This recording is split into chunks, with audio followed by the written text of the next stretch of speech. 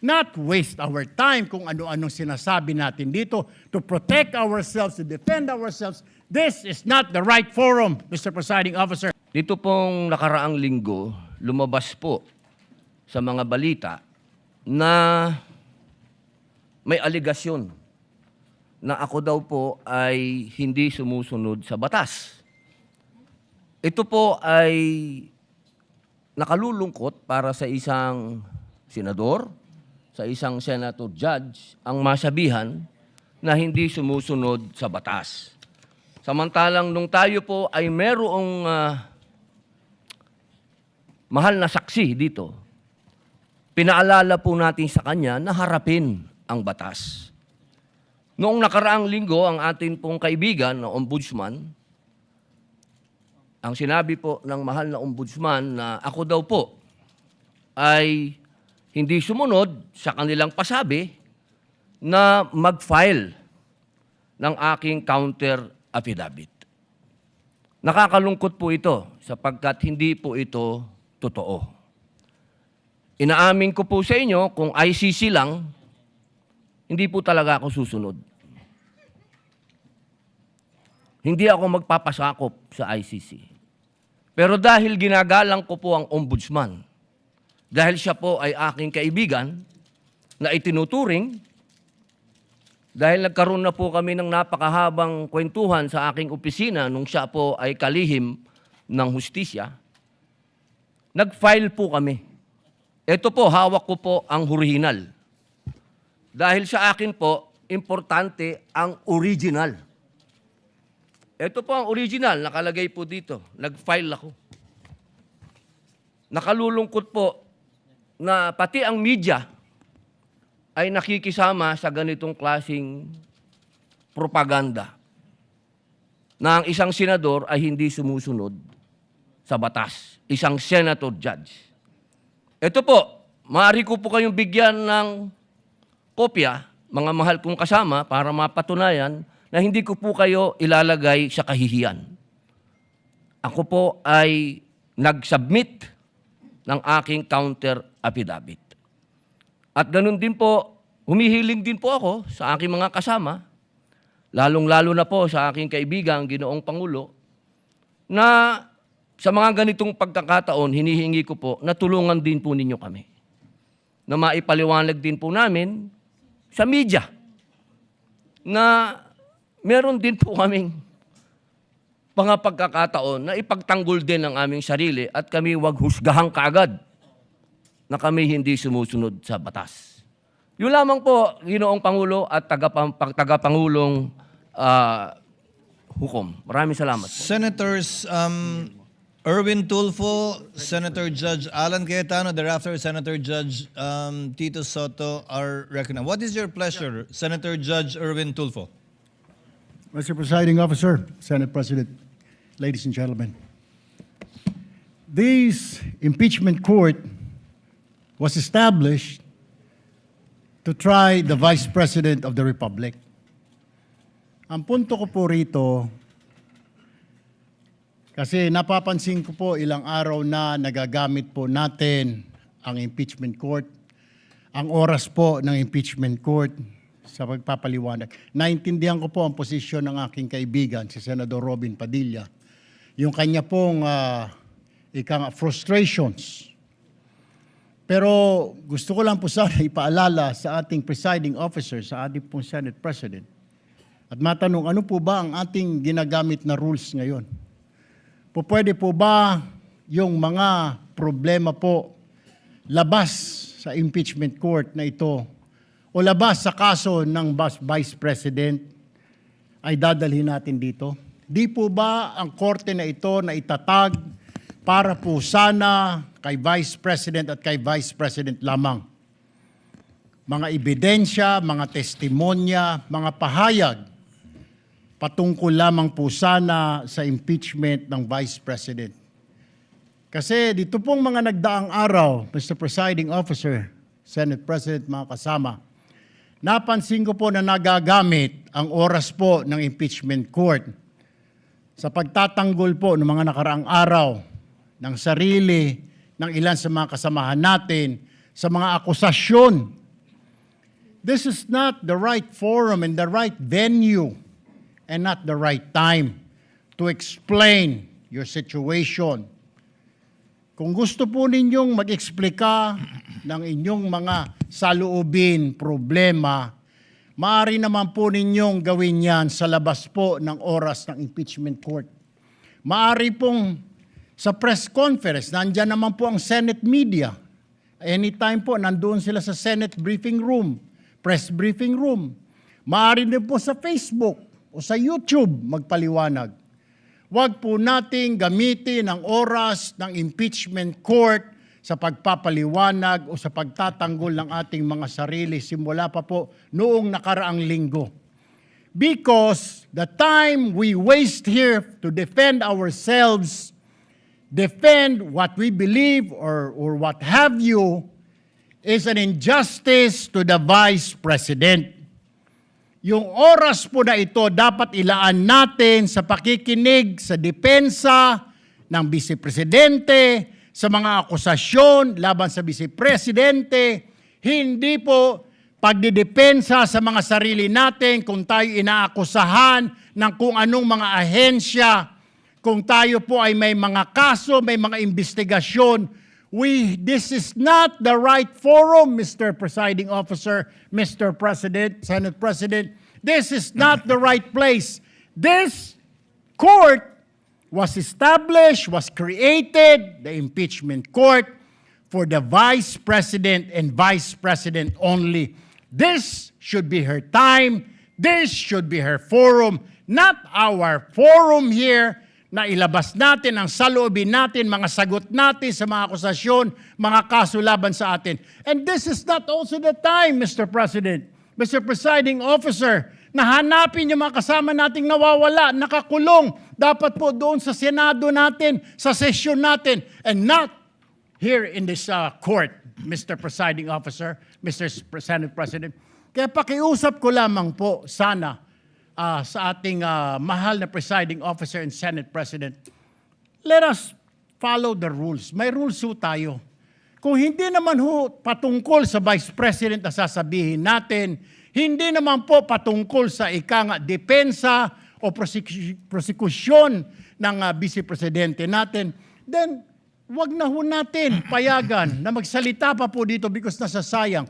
Because every minute, every hour that we waste away from the defense or from the prosecution of the case of the Vice President, it is injustice. It is called injustice to the Vice President, to her family, yung anguish, yung kanyang sama ng loob, yung oras na nakabinbin ang kaso na ito. Let us do this impeachment trial as quickly as possible. If we have to clear the Vice President, then let's clear her. If we have to prosecute, then prosecute her with the evidence kung meron. Not waste our time kung ano-anong sinasabi natin dito to protect ourselves, to defend ourselves. This is not the right forum, Mr. Presiding Officer. Kindly wind up, Mr. Senator Senate Judge President. Erwin Tulfo. This is not the right forum for us to defend ourselves. Bring it somewhere else. Bring it to the press. Bring it to the social media, but not here. Thank you, Mr. President. The remarks of the gentleman are noted. Earlier, Senator Judge Alan asked to be recognized. Are you yielding in favor of Senator Judge Padilla? And thereafter, Senator Judge Soto. Thereafter, Senator Judge Thank you, Padilla Mr. before the Presiding chair Officer. makes a ruling on the matter. Yes, Senator Judge Alan Cayetano is recognized. Thank you. I'm happy. You may proceed, sir. I'm happy I finally heard Senator Judge Erwin Tulfo is concerned about the justice or injustice to Vice President Sara. That's good news.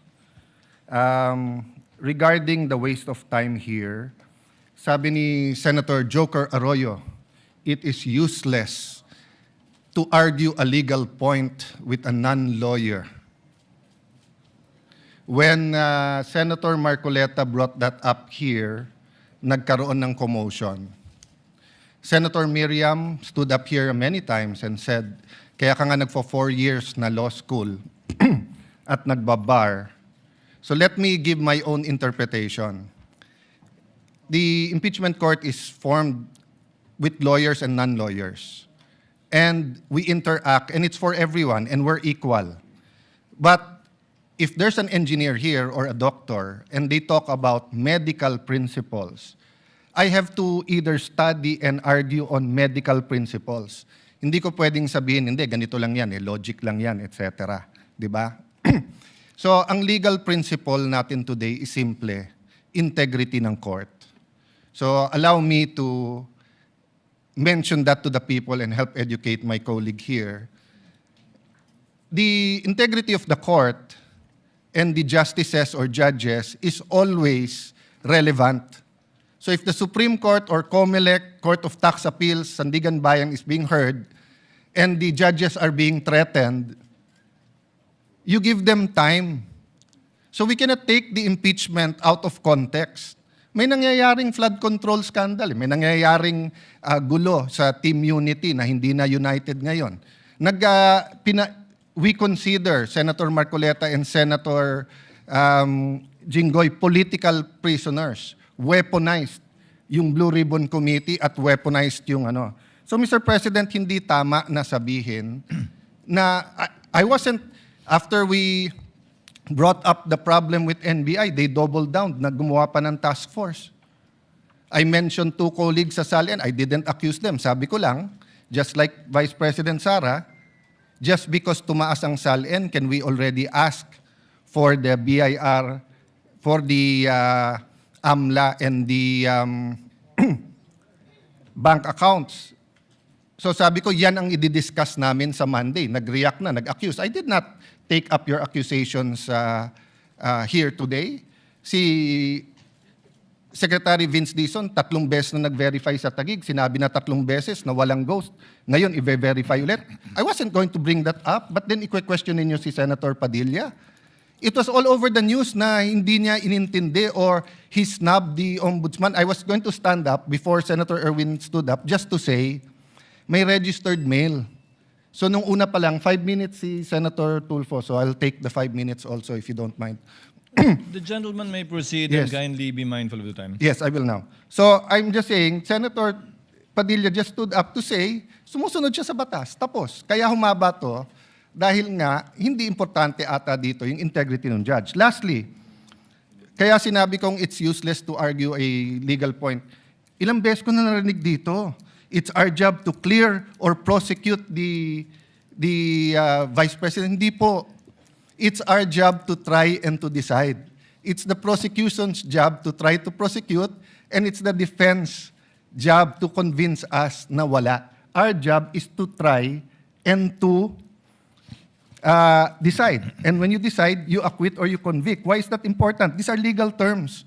Hindi pwedeng yung nanonood na law student ngayon sasabihin, trabaho pala ng judge to clear or to prosecute. Thank you, Mr. Presiding Officer, Mr. Senate President. Thank you, Senator Judge Alan Cayetano. His remarks are noted. Senator Judge Soto, thereafter, Senator Judge Padilla, thereafter, the presiding officer shall make a ruling. You may proceed, sir. You have 2 minutes. Yeah, thank you, Mr. President, the presiding officer. I do not have 4 years of law, but I have 29 years of lawmaking. And I move that the manifestations of that we have heard be referred to the Senate proper. We will act on it at the proper time, Your Honor. Thank you. Your remarks are noted. Senator Judge Padilla is recognized. You may proceed, sir. You have 2 minutes. Maraming salamat po, aming tagapamahalang hukom. Ito pong kasuotan natin sa mga oras na ito, hindi lamang po ito nire-represent ang impeachment ng ating pangalawang Pangulo. Ang nire-represent po nito ay ating karapatan bilang mga Pilipino at unang-una na ang due process. Ito po yun ang ibig sabihin. Kaya ikaw ay pangalawang Pangulo, ikaw ang Pangulo, ikaw ay Senator Judge, ikaw ay magsasaka, ikaw ay mangingisda, kailangan may due process. Yung pong nangyari sa akin, na ako po ay nahusgahan na kaagad, bilang Senator Judge, ang pinaglalaban po natin, integridad ng korte na ito at ng mga Senator Judge. Kaya sana po wag nating kalimutan na ang bawat Pilipino ay may karapatan, lalong-lalo na sa usapin na ikaw, ako, sa oras na ito, ay Senator Judge. Yun lamang po, napakaiksi lang. Due process, mga mahal kong kaibigan, mga mahal kong kababayan, maging prosecution, maging defense, sa ating lahat, huwag nating kalimutan, pantay-pantay tayo sa batas. Maraming salamat po. Senator Judge Pangilinan, what is your pleasure, sir? Yes, just a very quick manifestation, Mr. Presiding Officer. Earlier, former Senate President Soto moved that these matters be referred to the Senate. This is precedent, actually. During the Estrada impeachment trial, the father of Senator Cayetano Alan, Senator Rene Cayetano, made a manifestation regarding a case that was supposedly being prepared, a criminal case to be filed against him. It was raised in the impeachment court, but ultimately the impeachment court agreed that the manifestation was referred to the Senate as a legislative body. So there is precedent for this. Yes, the court allowed then Senator Rene Cayetano to make his manifestation, but eventually it was resolved that the matter be referred to the Senate as a legislative body. So we share. We move for the previous. Yes, we move. We call for the previous question, Mr. President. Senator Judge Cayetano? I think the presiding officer ruled that we will take it up later on, but if Senator Judge Pangilinan will insist, then I have to object on a point of order. Rule 6 says, the last part, the provisions of the rules of the Senate and the revised rules of court shall apply suppletory whenever applicable. And in the rules of the Senate, whenever the senator feels threatened or anything happens, whether pinatayan ng aircon, whether may nakatutok na barel or sinaran ng pinto, he can rise on a point of personal and collective privilege. We didn't do that para umikli. Now, if we're going to argue today rather than ask them about due process with a simple manifestation from Senator Padilla na hindi totoong binabastos o binabaliwala ang ombudsman, registered mail lang kaya hindi pa nadagdag. So, hindi kami ang nagwe-waste ng time. We can have a caucus, we can talk about it. You want to debate that now? With the permission of Senator Judge Pangilinan, to abbreviate the proceedings, May I just, Mr. President, because I was alluded to, Mr. President. May I just very quickly, Mr. President, Rule 6 on. you may proceed, sir. Thank you, Mr. President. Rule 6 of our impeachment rules, Mr. President, which was quoted by Senator Cayetano as being suppletory. Mr. President, that refers to evidence, rulings on evidence in the impeachment trial. It does not refer to privileged speeches. Therefore, the suppletory nature of the rules of court, as well as the Senate rules, refer to matters pertaining to evidence and no other, Mr. President. But in the spirit of liberality, we will allow that. That's precisely why we did not object when he spoke last week. But let us not abuse the liberality of this court, Mr. President. With the permission of Senator Judge Tulfo Erwin, the chair will make a ruling because I believe it is also his position not to prolong this matter in discussing collateral matters not pertaining to the articles of impeachment that we are hearing and trying before the impeachment court. The chair rules that the manifestation of Senator Judge Padilla shall remain in the records. We cite as a precedent the precedent mentioned by Senator Judge Pangilinan, where the speech of the late former Senator Rene Cayetano was not expunged from the record, but referred to the Senate as a legislative body where it may be taken up. I ask the indulgence of the parties to this case. Wala po kasi kaming sesyon. Ito lang po ang pagkakataong nakakapagsalita at nagkikita-kita kami habang recess kami. Pero umaasa ako, within hearing distance of my colleagues, na kapag nag-resume na po ang Senado sa susunod na linggo matapos ang sona ng Pangulo, may pagkakataon na po ang bawat miyembro ng Senado bilang senador, hindi bilang senator judge, na mailabas yung mga hinaing o anumang nais nilang sabihin kaugnay sa anumang nagaganap o nangyayaring hindi tama sa kanila o ginagawa laban sa kanila. And that, I think, is the proper forum for us to ventilate, discuss, look into, and if necessary, investigate the allegations and or accusations against senator judges in their capacity likewise as senators. So ordered. Presiding Officer. What is the pleasure of Senator Judge? I will just Cayetano? manifest, I correct myself, it was stamped, not registered mail. And since I agree with the ruling, I will not anymore argue the Thank you, other sir. rule that correlates with Rule 6. Thank you. Thank you, sir. Noted that it was stamped. The Senate President, thereafter, Senator Judge Erwin Tulfo. Thank you, Mr. Presiding Officer. Hopefully, we can move on after the manifestations of the two gentlemen. Let me appreciate and thank the ruling of the Presiding Officer to refer the manifestations as well as the comments of our colleagues to the Senate, acting as a legislative body. 8 days na lang po ay magko-convene na ang Senate at doon rin ho natin pag-uusapan itong mga mahalagang bagay na pag-usapan ho natin ngayon. At kanina po ay narinig ko po yung komento ng ating kasamaan si Senator Romit Padilla. At ito po yung mga bagay na dapat rin po nating talakayin pag nagbukas na po ang Senado in 1 week's time. So with the indulgence of our colleagues, importante ho yung oras ng trial sa mga darating na panahon. Nasabi ko nga nung mga ilang araw na mahaba pa yung ating dadaanan. No? Ito ay 7th day pa lang out of the 102 days na dadaanan ho natin. Kaya bawat oras, bawat segundo ay napakahalaga. At nagpapasalamat po ako sa ating mga kasamahan dahil po sa kanilang masusing pag-participate ho dito sa ating impeachment. Pero dadating rin po tayo doon sa pagtatalakay nitong mahalagang issue pagbukas po ng Senado. Maraming salamat, Mr. Presiding Officer.